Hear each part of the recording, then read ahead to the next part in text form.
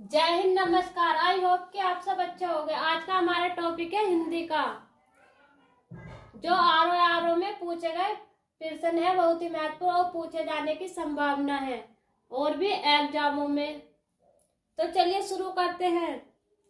जैसा हमारे प्रश्न है, शेर का पर्यायवाची क्या है? तो शेर का पर्यायवाची शब्द क्या है?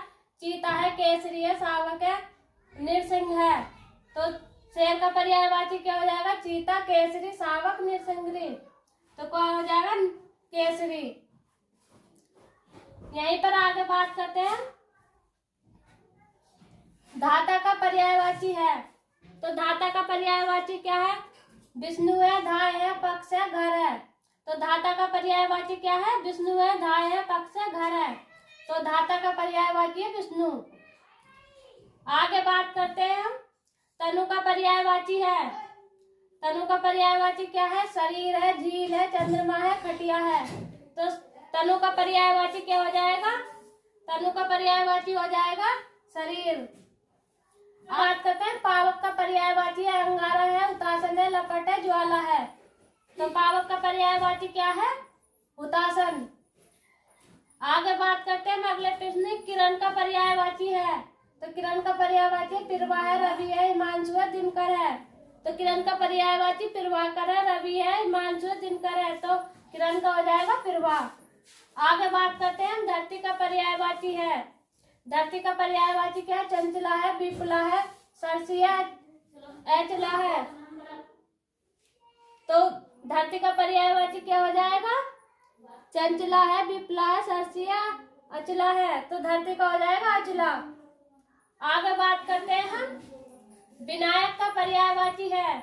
तो विनायक का पर्यायवाची क्या है? सुर है, पुत्र है, शत्रु है, गणेश है।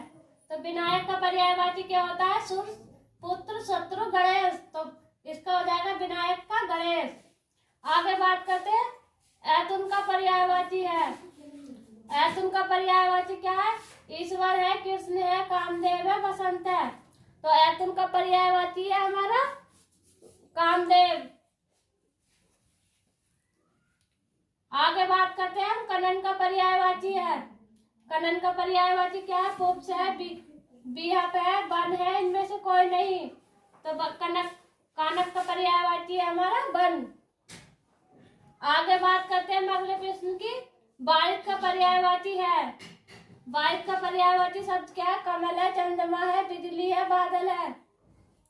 तो बारिश का पर्यायवाची क्या है? कमल है, बिजली है, चंद्रमा है, बादल है।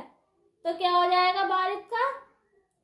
बारिश का हो जाएगा हमारा बादल। आगे बात करते हैं भुजंग का पर्यायवाची है। भुजंग का पर्यायवाची क्या? केंचुआ है, गिरगिट है, सर्प है, तोता है। तो भुजंग का पर्यायवाची क्या हो जाएगा? सर्प। और इस आगे बात करते हैं मीन का पर्यायवाची है। सिखी है, सहायक है, मत्स्य है, विभारी है। तो मीन का पर्यायवाची क्या है? सिखी है, सहायक है, मत्स्य है, विभारी। तो हमारा मीन का पर्यायवाची हो जाएगा मत्स्य। और आगे देखते हैं। अब बात करते हैं अगले प्रश्न की। वर्तनी की दृष्टि से शुद्ध शब्द है। तो वर्तनी की दृष्टि से शुद्ध शब्द कौन सा है? परीक्षा है, परीक्षा है, परीक्षा है या परिरक्षा है। तो कौन सा शुद्ध हो जाएगा इसमें हमारा? परीक्षा। आगे बात करते हैं अगले प्रश्न की। वर्तनी की दृष्टि से शुद्ध शब्द है। तो वर्तनी की दृष्टि से शुद्ध शब्द कौन सा है? अंगृहित है, अनुगृहित है, अनुग्रहित है, अनुगृहित है। तो कौन सा सही हो जाएगा इसमें? अनुगृहित। आगे बात करते हैं अगले प्रश्न की। वर्तनी की दृष्टि से शुद्ध शब्द है। तो शुद्ध शब्द कौन सा है? टिप्पणी है, टिप्पणी है, टिप्पणी है, टिप्पणी है। तो कौन सा शुद्ध हो जाएगा? टिप्पणी। आगे बात करते हैं अगले प्रश्न की। अशुद्ध वर्तनी वाला शब्द है। तो अशुद्ध वर्तनी वाला शब्द कौन सा है? प्रज्वलित है, समुज्वल है, उज्ज्वल है, समुज्वल है। तो इसमें अशुद्ध कौन सा हो जाएगा? समुज्वल। आगे बात करते हैं अशुद्ध वर्तनी वाला शब्द है। तो अशुद्ध वर्तनी वाला शब्द कौन सा है? पारलौकिक है, निश्चेष्ट है, दुर्देश है, आशीर्वाद है। तो इसमें अशुद्ध वर्तनी कौन सी है? निषेध वाले शब्द की। आगे बात करते हैं अगले प्रश्न की। वर्तनी की दृष्टि से शुद्ध शब्द है। तो वर्तनी की दृष्टि से शुद्ध शब्द कौन सा है? नरक है, नरक है, नरक है, नक है। तो कौन सा है इसमें शुद्ध शब्द? नरक। आगे बात करते हैं अगले प्रश्न की। शुद्ध वर्तनी वाला शब्द है। तो शुद्ध वर्तनी वाला शब्द क्या है? भगीरथी है, भागीरथी है, भागीरथी है, भागीरथी है। तो कौन सा हो जाएगा इसमें शुद्ध? भागीरथी, बी वाला। अब बात करते हैं हम अगले प्रश्न की। शुद्ध वर्तनी वाला शब्द है। तो शुद्ध वर्तनी वाला शब्द कौन सा है? बिरीणी है, बिरहणी है, बिरीहणी है या बिरीणी है। तो बिरहणी इसमें शुद्ध हो जाएगा।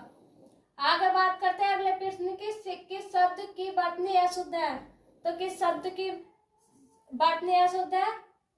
लंगड़ की है, भुजक्कड़ की है, कोंकड़ की है, भुक्कड़ की है।